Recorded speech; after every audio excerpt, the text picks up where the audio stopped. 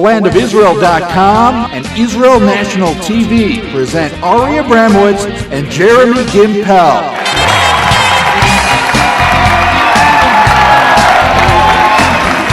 Live from the heart of Israel, it's Tuesday Night Live in Jerusalem.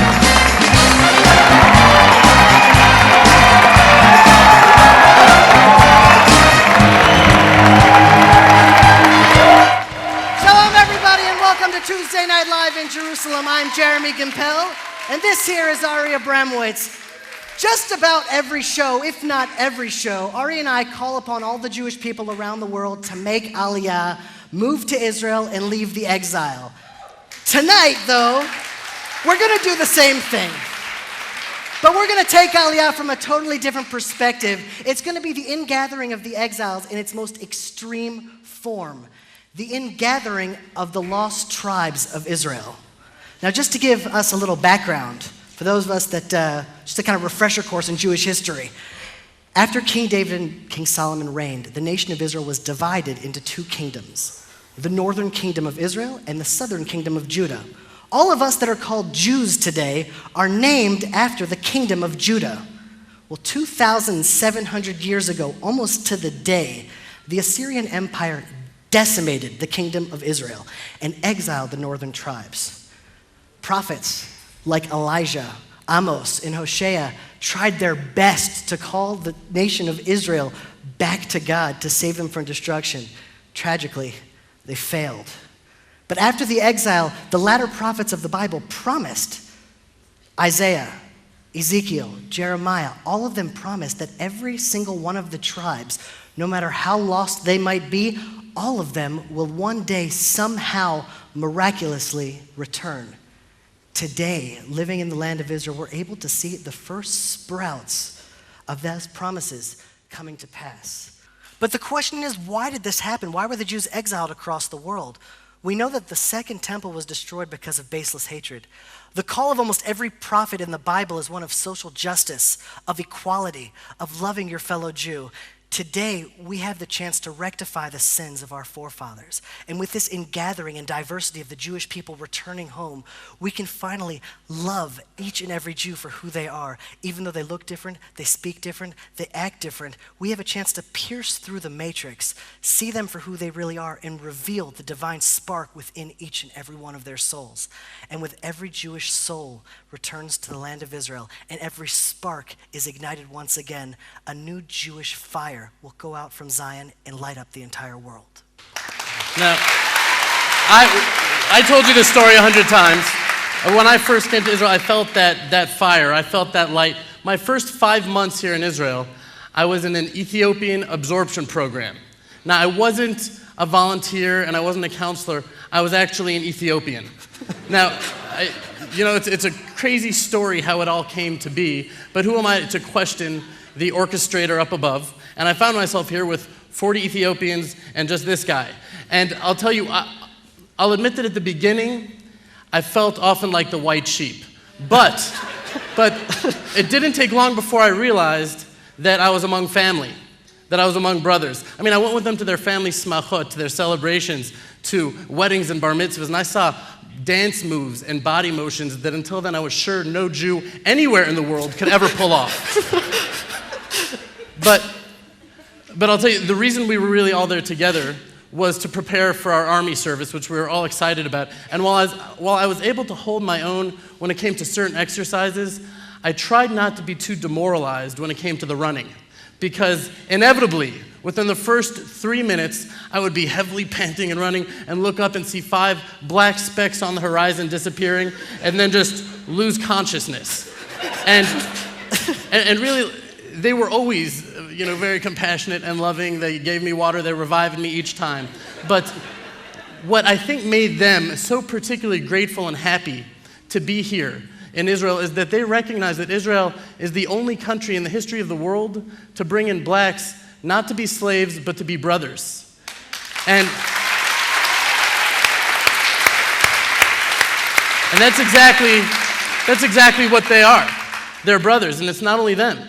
It's the lost tribes, it's Jews from around the world, from Poland, Jews from China, Jews from India, Jews from Europe, Jews from America. We're all one family, and while yes, we do face our challenges in coming together, there's nothing more beautiful than a family reunited. So, reunited. So, Jeremy and I actually went to the streets. We went out so we could rediscover our Jewish family. We could hear what they had to say about their own personal return from the exile. So come with us to Machane Yehuda, to the market of Jerusalem, where you too can meet the streets. And now meet the street with Ari and Jeremy. אני אוהב ירושלים.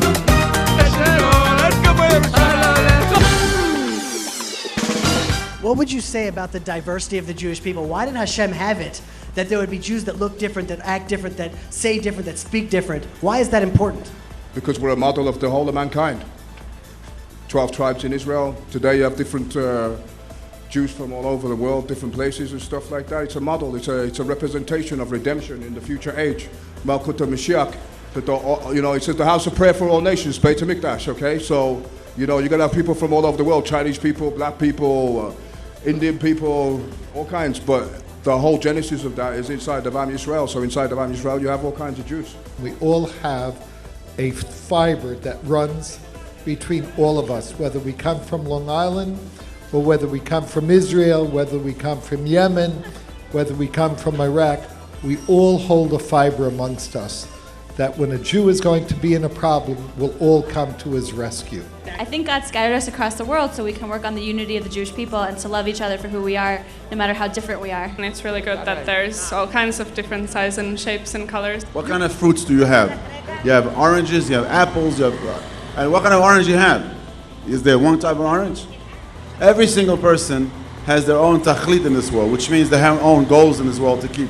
That's all we have. The army, you have the navy, you have different things of doing. Do you expect the army to do the navy job? Why do you think that 2,000 something years ago, all the Jewish people were here in the land of Israel, God spread us throughout the world, and now he's bringing us back? Why was that necessary? What did we gain from that?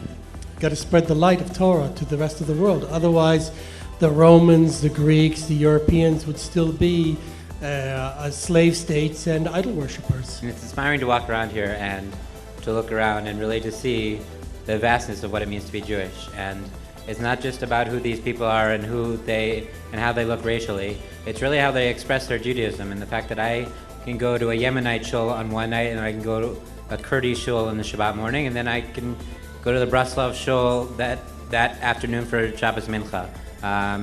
It's an inspiring way to experience the vastness of what it means to be Jewish. Do you have a message that you would like to tell the Jewish people around the world?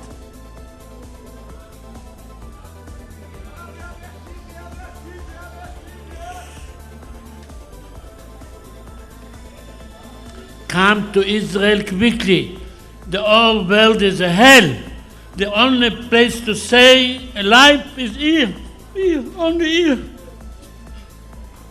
Underneath the surface of politics and religious debates and everything, what it comes down to is that people want to live again in paradise. People want to live in Gan Eden. They want to live in a world where there's no sickness, where there's no disease, where there's no warfare, where there's none of all the garbage that we obviously see going on, in the world today. And we have the key to that. It's written in the scriptures, it's written through history, and it's coming to pass in this time and age. And when we finally realize who we really are once again, and we start doing what we're supposed to instead of trying to copy the rest of the world and trying to be cool and everything else, which is just not happening right now. So then maybe the world will stand a chance. Where's your family from? Iraq. What does the world need to know about Iraqi Jews? They are very smart. Very honest. They are very good people, the Iraqi Jews. They know how to cook, and they're good business people. Good business, so that's why they sell food, combining both talents. Correct. What is the most important thing people need to know about the Jews of Yemen? Oh, they have to know that they have many years, 1,000 years of tradition of the Jewish people. Where are you from? I'm from Des Moines, Iowa. Des Moines, Iowa. What does the world need to know about the Jews of Des Moines? I mean, there's all sorts of stereotypes out there about Des Moineans. What do people need to understand? Jews in Des Moines are very kind people. We're very welcoming. We're very excited to meet other Jews who want to be in Des Moines. Are you Jewish? No. Do you want to be Jewish? Are you Jewish? No. Do you want to be Jewish? No. Please? Still no. Could I ask you a question? Would that be all right? Are you Jewish? No. Are you sure? Very sure. What the world needs to know about the Jewish people, or the Jewish people need to know about themselves, is that they're still a chosen people, which is not a case of being better than everybody else, but being chosen to bring about peace and to bring about redemption in this world and to reveal Mashiach. There's Jews dispersed all over the world. There's Jews in India, Ethiopia. Other than Tuesday Night Live in Jerusalem, how do you think they stay connected to their heritage? Wow. What a question. Wow.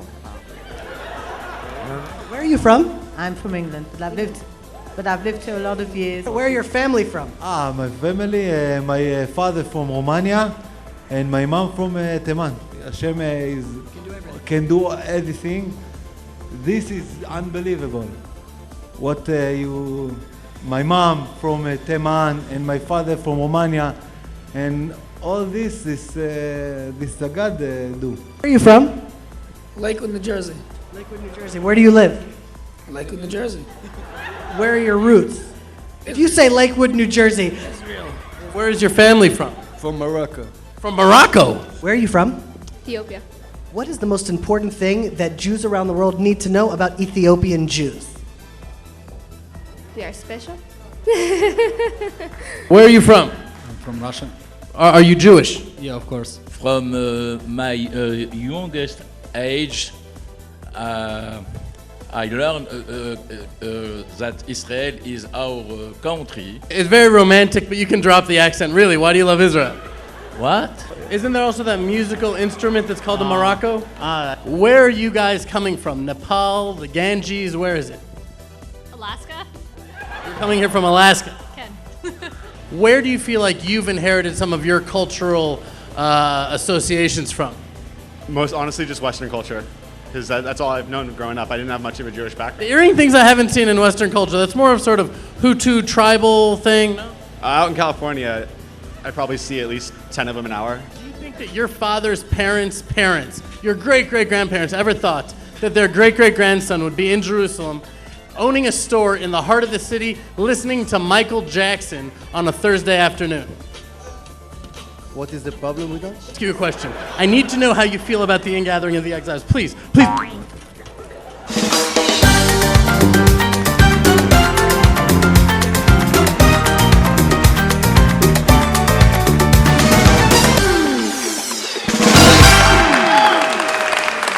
After seeing all the Jews around the world gathered here in Machne Yehuda in Jerusalem, stay tuned next week where we bring Michael Freund and a member of the Bnei Menashe community, a community lost for 2,700 years. Hear their stories, what they're doing in Israel, and what their plans are for the future. Shalom from Jerusalem.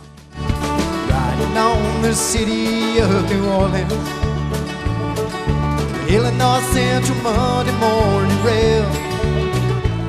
We got 15 cars and 15 restless riders, 3 conductors, 25 sacks of mail. Roll out on the southbound Odyssey, the train pulls out of Kankakee, rolls along past houses, farms, and fields, passing towns that have no names, freight yards full of old black men, and the graveyards of the rusted automobiles. Singing, good morning, America, how are you? Don't you know me? I'm your native son. I'm the train they call the city of New Orleans, and I'll be gone 500 miles when the day is done.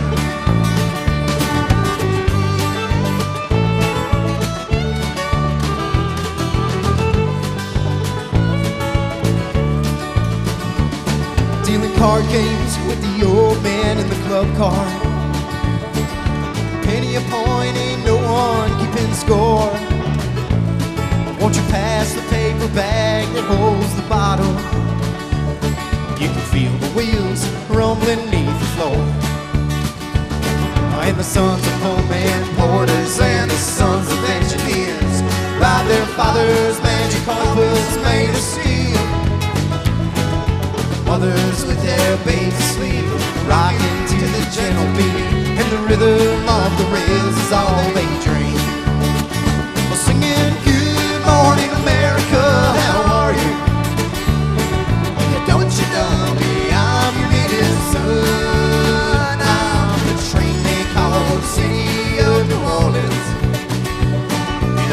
500 miles when the day is done.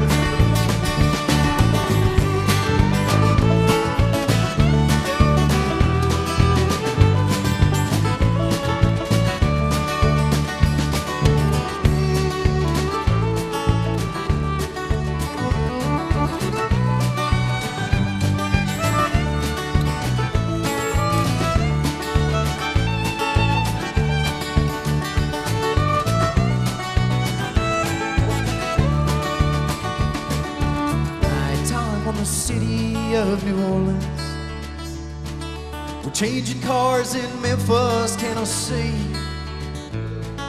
Halfway home, we'll be there by morning, where the Mississippi darkness rolling down to the sea. And all the towns and people seem just fade into a bad dream, and old steel rails still ain't heard the news. The conductor sings his songs again. Passengers, please refrain. This train's got the disappearing railway blues. Singing, good night, America, how are you?